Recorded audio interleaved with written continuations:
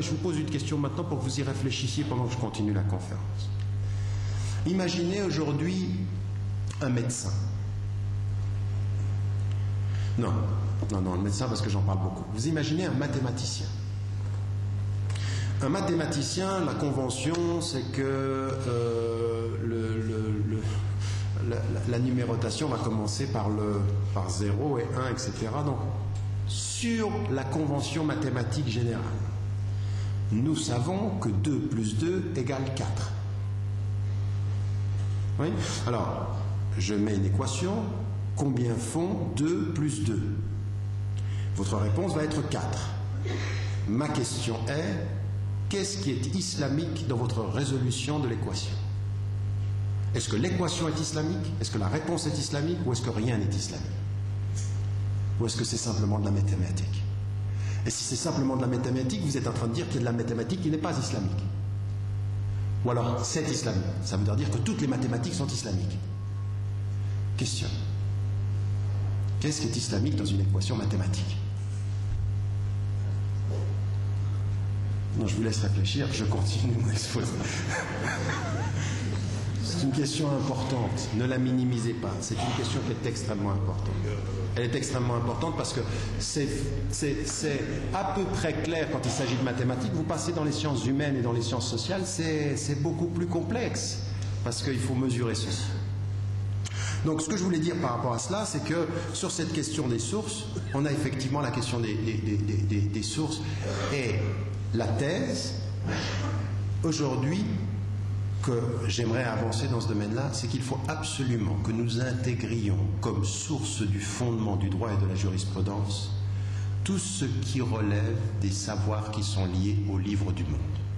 C'est-à-dire qu'il faut aujourd'hui intégrer ces savoirs de façon globale et spécialisée à l'émergence d'un droit normatif musulman et d'une éthique musulmane appliquée dans chacun des domaines.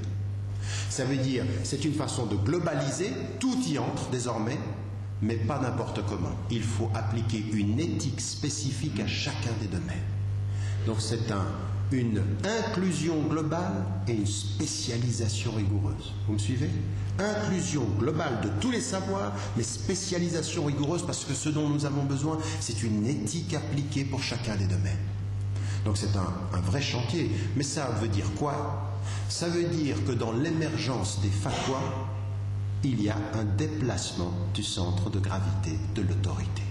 Elle ne peut plus être le seul fait des savants des textes. Et moi je les appelle les ulama al-nusus, mais ma thèse aujourd'hui, c'est qu'il faut qu'on intègre dans les majalis, dans les domaines qui sont très spécifiques et pointus, ceux que j'appelle ulama al-waqa. Et je les appelle ulama, pas simplement khubara. Vous connaissez dans la langue arabe ce que c'est qu'un khabir ou ce que c'est khubara, mutakhassis. C'est un statut un peu aqal. Et je vois pas pourquoi. Parce qu'il y a dans certains savoirs, il faut un savoir très pointu, c'est très difficile. Jamais dans le domaine de la médecine, les fuqaha ou les ne diminueront le savoir du médecin. Quand vous êtes à 2 mm de la moelle épinière et que c'est une question de vie et de mort, vous ne prenez pas la personne comme elle ne sait pas. Là, c'est le savoir qui compte. Là, c'est quand on est dans la vie et la mort, c'est le savoir. On ne minimise pas ça. Là, le faqih, quel que soit son savoir, il se tait et il écoute le savant qui traite avec la moelle épinière. Parce que là, on est dans le maut. C'est-à-dire on est... Oui, là c'est du savoir, là on l'admet. Mais quand il s'agit de sciences sociales, qu'est-ce qu'il raconte? On minimise tout ceci. Et là il faut vraiment qu'on réinvestisse le poids du savoir. Ce que c'est que ce savoir-là dans les sciences et tous les niveaux. Et je vais prendre 2 ou 3 exemples. Donc ça me paraît important. Je n'ai pas le temps. Je voulais faire avec vous un petit bout de chemin à partir des Shafi'i sur tout ce qui a été l'école des maqasid. Et finalement, j'en ai un tout petit peu parlé cet après-midi. J'aurais voulu être plus spécifique par rapport à ça, à les différentes évolutions entre jusqu'à Shatibi et ce qu'il a mis en évidence. On n'a pas le temps. S'il y a vos questions, on y reviendra. Puis c'est peut-être un tout petit peu trop technique. Mais je vais venir maintenant aux exemples. Une fois qu'on a dit ceci, que pour l'islam et les sciences, quelle perspective? L'idée aujourd'hui qu'il faut que nous disions de façon extrêmement claire que les sources du droit et les fondements du droit, les sources du droit et de la jurisprudence de l'islam, ce n'est pas simplement les textes, mais c'est aussi le waqi', le contexte, l'univers, comme un livre qu'il faut étudier, savoir quels sont les principes, qui sont les principes immuables, quels sont les principes qui changent, comment fonctionnent les cultures, comment est-ce qu'on travaille avec les cultures, ça c'est un. Et qu'il faut qu'on amène aujourd'hui des comités de savants qui vont travailler dans des domaines très très précis et qui doivent s'armer de toutes les compétences dans ce domaine précis. Et qu'ensuite, à partir de ceci, on comprend que l'autorité de l'éthique et de la norme n'est pas simplement produite par les textes, mais elle est liée à un rapport texte-contexte, un rapport dialectique, il faut les deux. Et finalement, c'est ça l'ijtihad. Pourquoi est-ce que c'est ça l'ijtihad? Parce qu'il y a trois, en fait, domaines de l'ijtihad, contrairement à ce qu'on dit. Le premier domaine de l'ijtihad, c'est celui qui est sur les textes. Quand le texte est clair, qat'i, la ijtihad ma'an nas, pas d'ijtihad avec le texte. Quand il y a des dhanniyat, qu'il y a des ouvertures pour l'interprétation, il y a un ijtihad sur le texte ou en l'absence de texte. Ça, c'est ce que tous les savants connaissent. Donc il y a un ijtihad ici. Mais maintenant, quand on est dans l'univers, oui, quand on est dans le monde, quand par exemple vous êtes lié à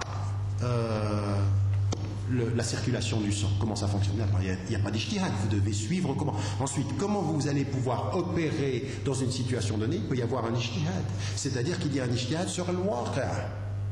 Chacun d'entre les stratèges politiques, ils font un ijtihad sur le waqi', c'est-à-dire ils ont une donnée, ils ont des principes qui sont des principes qui ne bougent pas dans les sociétés, puis ils ont des stratégies, une stratégie sociale pour ça, une stratégie pour la pauvreté, une stratégie, ce sont des ijtihadat, ça.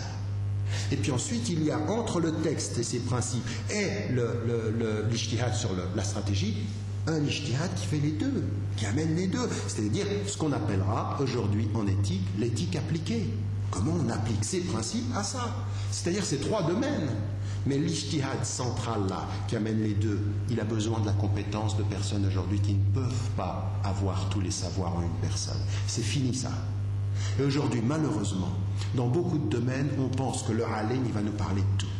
Il va pouvoir faire des fatwas sur tout. Ou les majlis et le ulama, ils vont pouvoir faire des... Et ça, c'est un problème. Pourquoi? Moins de maîtrise des savoirs du monde et uniquement la maîtrise du savoir du texte, ça vous amène systématiquement d'être en retard sur le monde. Je vous donne un exemple. L'économie avance, c'est très complexe. Vous ne maîtrisez pas l'économie, donc vous venez avec les textes en train de suivre l'économie qui avance plus vite que vous. Vous êtes toujours en retard du savoir. Et qu'est-ce que vous faites? Uniquement des fatwas d'adaptation. Vous ne transformez pas l'économie, vous vous y adaptez.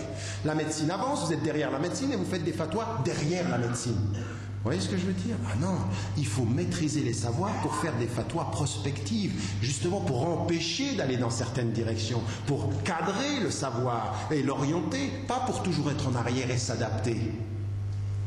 Mais ça vient de quoi? Notre manque de maîtrise des savoirs contemporains fait que finalement on est toujours en retrait.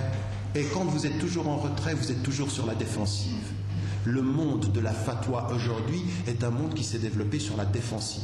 Regardez tout le produit des fatwas, 80% des fatwas qui sont produites par le monde musulman sont des fatwas de protection, jamais de prospection. Jamais de vision, jamais de regard sur le monde en avant. Toujours on se protège. Attention, là il y a l'air de ça, là, riba, là, ça non, on se protège. Et finalement, on réduit le champ de notre activité. On n'a absolument pas. Vous pouvez me citer un exemple de théorie islamique en question économique qui peut se présenter comme une alternative au système?